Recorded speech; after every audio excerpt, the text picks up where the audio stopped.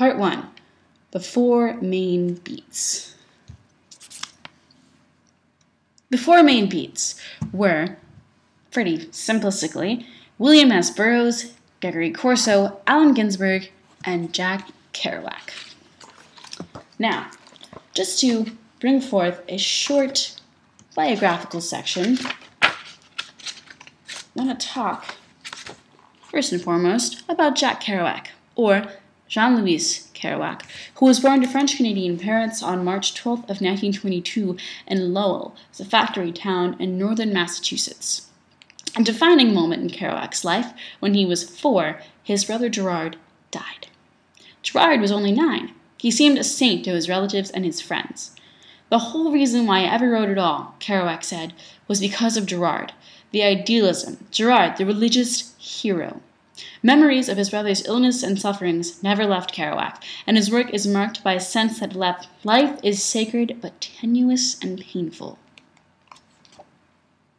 Kerouac, later in his life, was a good athlete at Lowell High School, and after a year at the Horace Mann School in New York City, he entered Columbia in 1940 on a full scholarship. Unfortunately, he never became a football player at Columbia as he wanted because he broke his leg in his freshman year, and in 1941 he left the team and the college at the very beginning of the year. Much later on, he was introduced to a man named Lucien Carr by his friend Edie Parker, who then in turn introduced him to Allen Ginsberg and Dave Kammerer. Carr confided in Kerouac after Kammerer's murder. When Carr was arrested, Kerouac was also arrested and held as a material witness. He and Parker, Edie Parker, got married when he was in jail. Then they went to Michigan and lived briefly with her parents, but in October he returned to New York and reestablished his friendship with Ginsberg and Burroughs.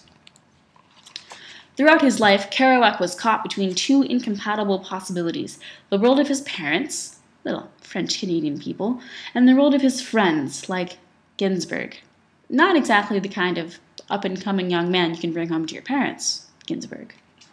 He worked in his novel The Town and the City, and this relationship between his friends and his parents, that struggle inside him, was the main subject of the book, The Town and the City. Jack Kerouac. Next up is Allen Ginsberg. Louis Ginsberg was a socialist, but his wife, Naomi, belonged to the Communist Party. They were Allen Ginsberg's parents. He had a brother named Eugene, who was named for the socialist leader Eugene Debs. They twice spent the summer with their mother at a communist camp in upstate New York. Naomi Ginsberg suffered from psychotic delusions, insisting that there were wires in her head and that people could hear her thinking. According to Ginsberg's poem, Kaddish, she believed she was a great woman with a truly beautiful soul, and that the reason for William Randolph Hearst, Hitler, Franco, the Daily News, Mussolini, and many others wanted to shut me up. Her enemies were, it seemed, mostly fascist and others politically on the right. To say, or even think, what one believed was to suffer. Louis Ginsberg, Allen's father, earned his living as a high school English teacher, but he was also a poet and a respected member of the modernist circle which gathered around Alfred Kleinberg in the 1920s. Louis and Naomi Ginsberg, in their differing ideologies, also wanted to free people from external authorities, but they desired only another authority, the authority of ideology in its place. Their politics were learned, and their ideas came from books. For Ginsberg, following Kerouac, the only authority was the authority of the individual. All tyrannies, all ideologies should be swept away by what Ginsberg and Howell called the supernatural, extra-brilliant, intelligent kindness of the soul. Kerouac said in 1957, "The Beat generation has no interest in politics, only in mysticism. That is its religion." Ooh. Allen Ginsberg. Next up is Corso. Gregory Corso was born in New York in 1930, and he never went beyond the 6th grade. But he developed a private, visionary, and imaginative world, which may have helped to cultivate the facility, there we go, for startling images, which marks much of his poetry. He was arrested at a young age, and before his arrest, he had written his first poem, Sea Shanty, in which the speaker says that his mother was eaten by the sea when she did not heed his warning not to hate the sea, my sea especially. He found on the shore an unusual kind of food, which the sea told him he could eat. When he asked what it was, he was told that it was his mother's feet.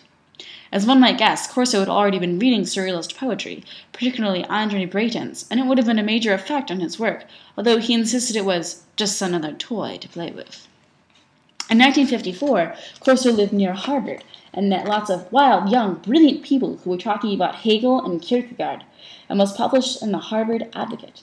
His first book, The Vestal Lady on Brattle and Other Poems, was published in Cambridge in 1955, with funds raised by Radcliffe and Harvard students. He sent a copy to Randall Jarrell, who responded warmly and invited him to visit. Jarrell was the poetry consultant at the Library of Congress.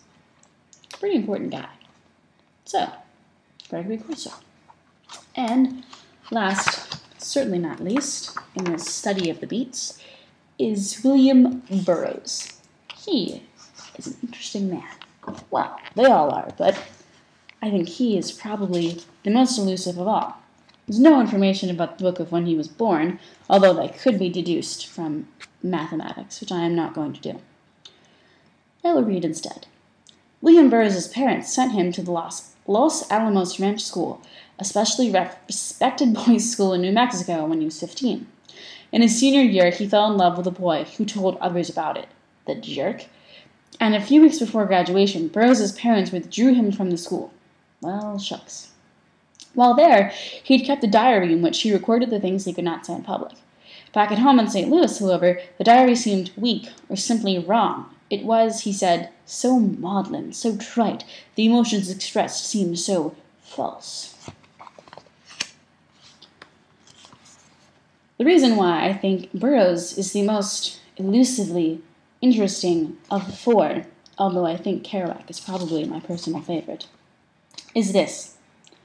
The heroin addict was merely an extreme example of a behavioral pattern found everywhere, Burroughs thought. To be addicted to anything meant to be possessed by some need that does not satisfy itself and that requires one to prey on others. For similar reasons, as Burroughs often pointed out in interviews, as well as fictional works, one can become addicted to power or sex. Junk is key, he wrote, a prototype of life. If anyone fully understood junk, he would have some secrets of life. The final answers. Burroughs, you are an interesting man. Burroughs moved to Texas with Joan Vollmer in 1946, and 2 years later settled in Louisiana. In 1949, he crossed into Mexico to escape drug charges. He lived in Mexico City, where drugs were plentiful. And the following year, he began his first novel, Junkie, spelled with an I-E or with a Y, according to the spelling popularized by the publication in the 1977 edition. In 1951, he aimed his gun and a glass bounced on his wife's head, missed, and killed her. He was arrested but released on bail, left Mexico, and eventually settled in Tangier, where he lived at first in a male brothel. He was addicted to heroin until 1956. An interesting man. Yep.